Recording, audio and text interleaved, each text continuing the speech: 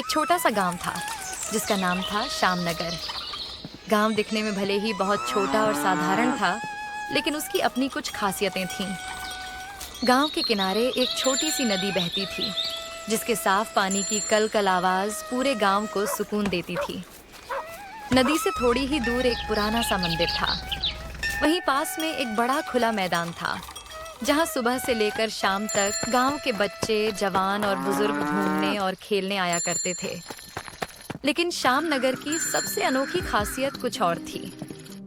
इस गांव के लोगों को छोटी छोटी बातों पर पार्टी मांगने की ऐसी आदत थी कि कोई कुछ नया खरीद ले तो समझो पार्टी पक्की।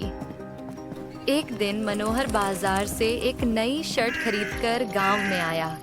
तभी उसका दोस्त रमेश उसे देखते ही बोला, अरे वाह मनोहर, आज तो बड़े हैंडसम लग रहे हो। क्या बात है, कोई शादी वादी है क्या? अरे नहीं भाई, आज ही बाजार से नई शर्ट लेकर आया हूँ। कैसी है? शर्ट तो एकदम जबरदस्त है, लेकिन अब नए शर्ट की पार्टी तो बनती है। अरे भाई, ये कैसी बात हुई? शर्ट की भी कोई पार्टी देता है क्या? अरे तुम श्यामनगर में रहते हो? यहाँ तो नई चप्पल खरीदने पर भी पार्टी मांगी जाती है। तुमने तो नई शर्ट ली है। ठीक है भाई, तुम्हें तो बस कोई बहाना चाहिए। बोलो क्या खाना है? खाना है तो बस एक ही चीज, संपत राव के मशहूर आलू ब्रेड पकौड़े। अरे नहीं भाई, वो बहुत महंगे हैं। उनकी एक प्लेट की कीमत में मेरे 2 शर्ट आ जाएंगे। अरे भाई, पार्टी है तो अच्छी जगह की होनी चाहिए। चलो। श्यामनगर में संपत राव के आलू ब्रेड पकोड़े इतने मशहूर थे कि आसपास के गांवों से भी लोग उन्हें खाने आते थे। गर्मा गर्म कुरकुरे ब्रेड पकोड़े, ऊपर से हरी और लाल चटनी, जिसे खाते ही लोगों के मुंह में पानी आ जाए। लेकिन एक समस्या थी, संपत राव के पकोड़े आम आदमी की जेब के बस की बात नहीं थी। कुछ दिनों बाद श्यामनगर में एक गरीब पति पत्नी रहने के लिए आए। पति का नाम महेश और पत्नी का नाम पूजा था। दोनों के पास ज्यादा पैसे नहीं थे, लेकिन मेहनत करके नई जिंदगी शुरू करने की उम्मीद थी। एक सुबह महेश ने पूजा से कहा, पूजा, तुम कुछ खाने के लिए बना लो। मैं गांव में जाकर देखता हूँ कि कहीं कोई काम मिल जाए। ठीक है जी, लेकिन जल्दी आना। महेश काम की तलाश में गांव में घूम ही रहा था कि अचानक उसकी नजर एक ठेले पर पड़ी। वह संपत राव का मशहूर आलू ब्रेड पकौड़े वाला ठेला था। ठेले के चारों तरफ लोगों की भीड़ लगी थी। महेश ने पास जाकर कहा, सेठ जी, मैं इस गांव में नया आया हूँ। क्या आप मुझे कोई काम दे सकते हैं? काम करोगे? जी सेठ जी, जो काम देंगे करूँगा। आलू ब्रेड पकौड़े बना सकते हो? हाँ सेठ जी, बिल्कुल बना सकता हूँ। बस आप एक बार तरीका बता दीजिए। संपत राव ने उसे आलू का मसाला और ब्रेड दिया और जल्दी जल्दी पकोड़ा बनाकर दिखाया। समझ गया सेठ जी, अब मैं बना लूंगा। उस दिन से महेश उसी ठेले पर काम करने लगा। पूरे दिन मेहनत करने के बदले संपत राव उसे सिर्फ 100 रुपये देता था। एक दिन महेश ठेले पर पकोड़े बना रहा था, तभी वहां पूजा अपनी कुछ नई सहेलियों के साथ आ गई। अरे पूजा, तुम यहाँ कैसे?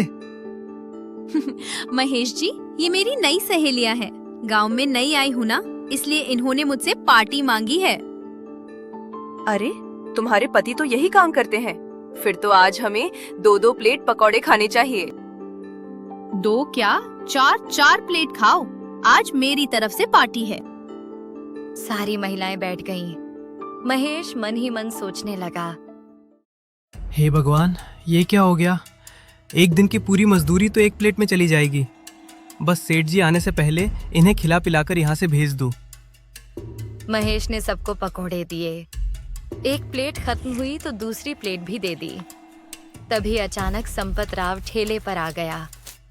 उसने सारी प्लेटें देखी और गिनते हुए बोला, आप सभी के कुल 800 रुपए हुए। महेश का दिल जोर जोर से धड़कने लगा। पूजा तुरंत बोली, सेठ जी, ये मेरे पति महेश हैं। ये पैसे दे देंगे। अच्छा, तो तुम महेश की बीवी हो? ठीक है, कोई बात नहीं। सारी महिलाएं वहां से चली गईं।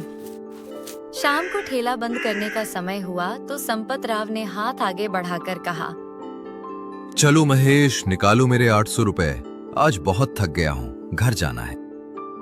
सेठ जी, अभी मेरे पास इतने पैसे नहीं हैं, आप मेरी तनख्वाह में से काट लेना।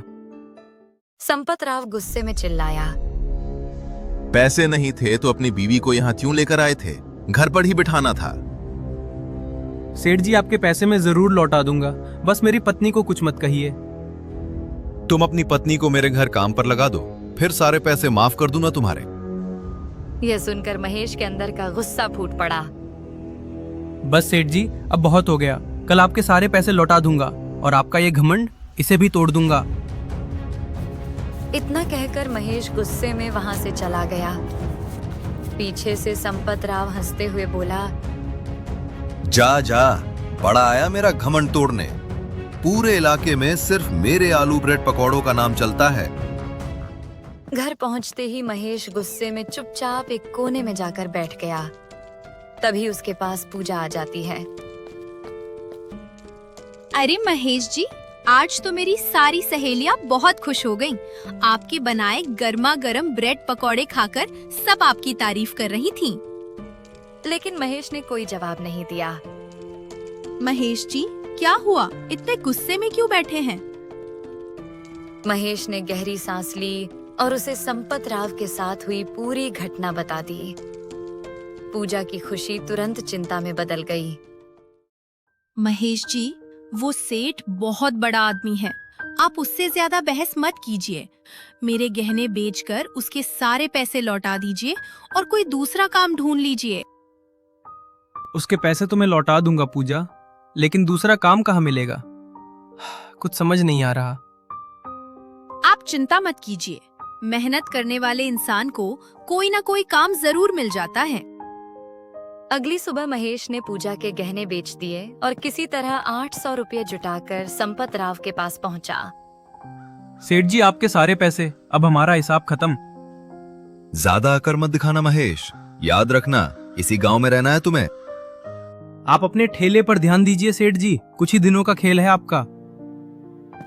यह कहकर महेश वहां से चला गया और गांव में दूसरा काम ढूंढने लगा।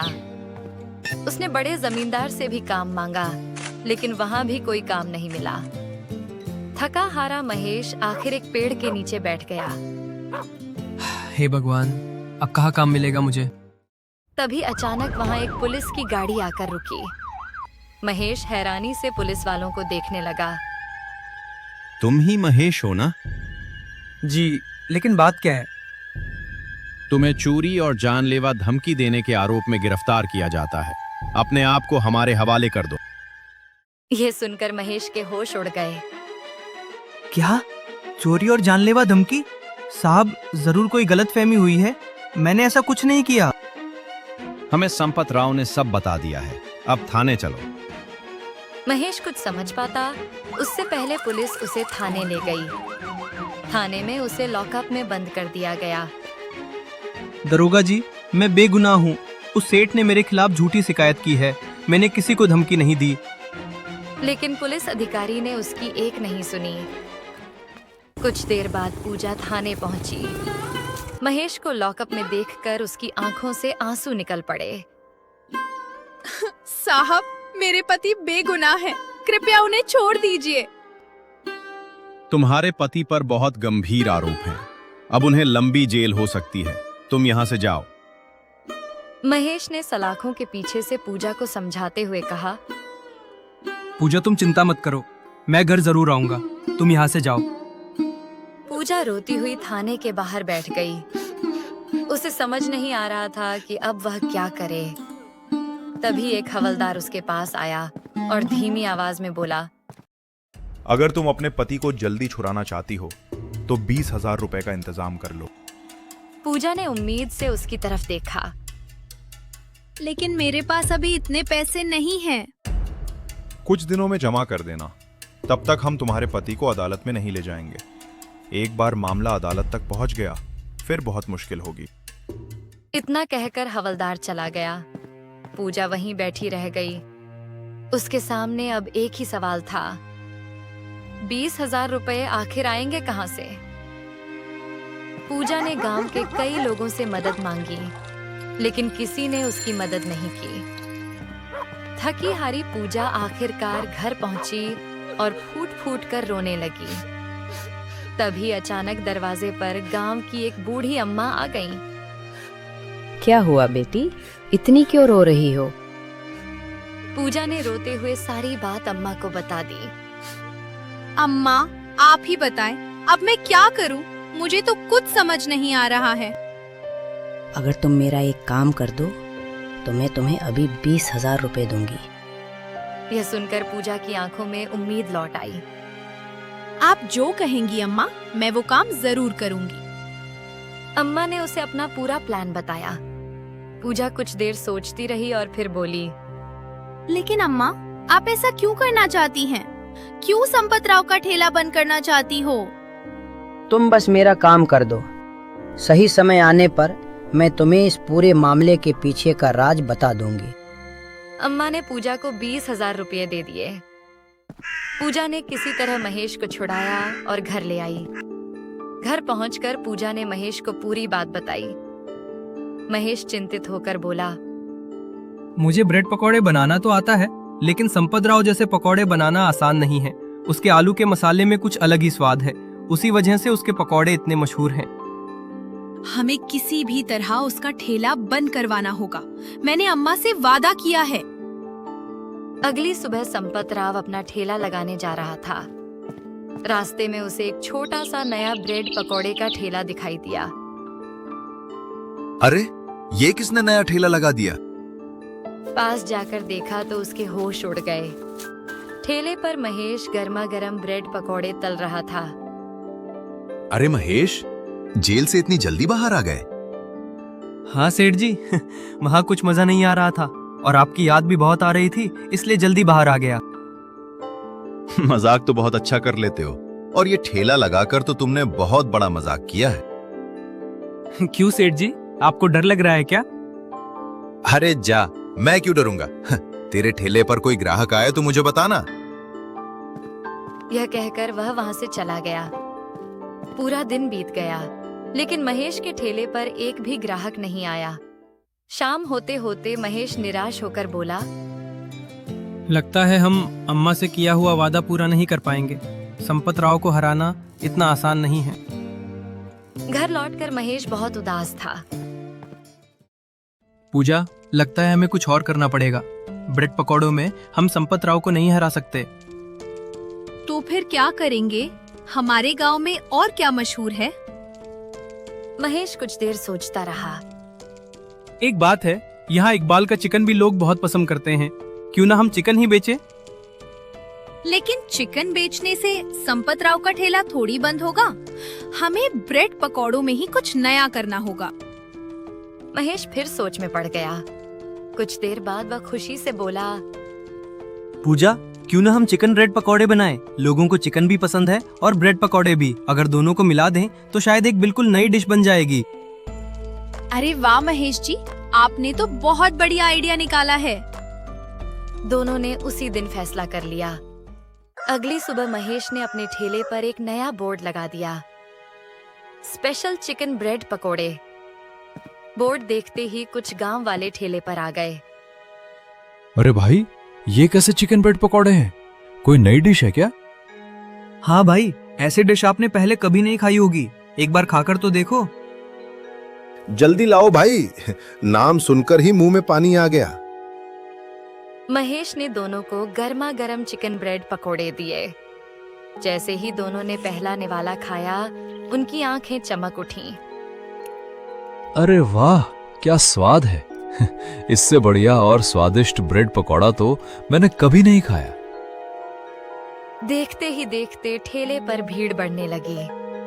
उधर संपत राव के ठेले पर गिने चुने ग्राहक ही बचे थे। अरे भाई, बाकी सारे ग्राहक कहाँ चले गए? सेठ जी, उस महेश ने नए तरीके के चिकन ब्रेड पकौड़े बेचने शुरू कर दिए हैं। सारे लोग वहीं चले गए। और हम तो मंगलवार को नॉनवेज नहीं खाते, इसलिए आज आपके यहाँ आए हैं। कल से हम भी उधर ही जाएंगे। यह सुनकर संपत राव का चेहरा गुस्से से लाल हो गया। कुछ ही दिनों में महेश के चिकन ब्रेड पकौड़े पूरे श्याम नगर में मशहूर हो गए। संपत राव के ठेले पर ग्राहक आना लगभग बंद हो गया और आखिरकार उसे अपना ठेला बंद करना पड़ा। एक शाम वहीं बूढ़ी अम्मा महेश और पूजा के घर पहुंची। महेश बेटा, पूजा बेटी, तुम दोनों का बहुत बहुत धन्यवाद। तुमने मेरा सपना पूरा कर दिया। लेकिन अम्मा, आप ऐसा क्यों करना चाहती थी? आपने अभी तक हमें नहीं बताया। पिछले साल मेरे बेटे ने भी ब्रेड पकोड़े का ठेला लगाया था। उसका ठेला भी खूब चल रहा था। यह देखकर संपत राव ने उसे झूठे मामले में फंसाकर जेल भिजवा दिया। कल ही वो जेल से रिहा होने वाला है। मुझे यकीन है कि जब वो अपने सामने संपत राव का बंद ठेला देखेगा तो उसे बहुत खुशी होगी।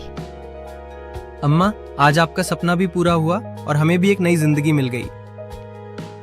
अम्मा मुस्कुराईं। उस दिन से महेश और पूजा का चिकन ब्रेड पकोड़े का ठेला खूब चलने लगा और अम्मा का परिवार भी फिर से खुशियों से भर गया। इस तरह सच और मेहनत ने झूठ और घमंड को हरा दिया और श्याम नगर की इस कहानी का अंत हुआ एक प्यारी सी मुस्कान के साथ।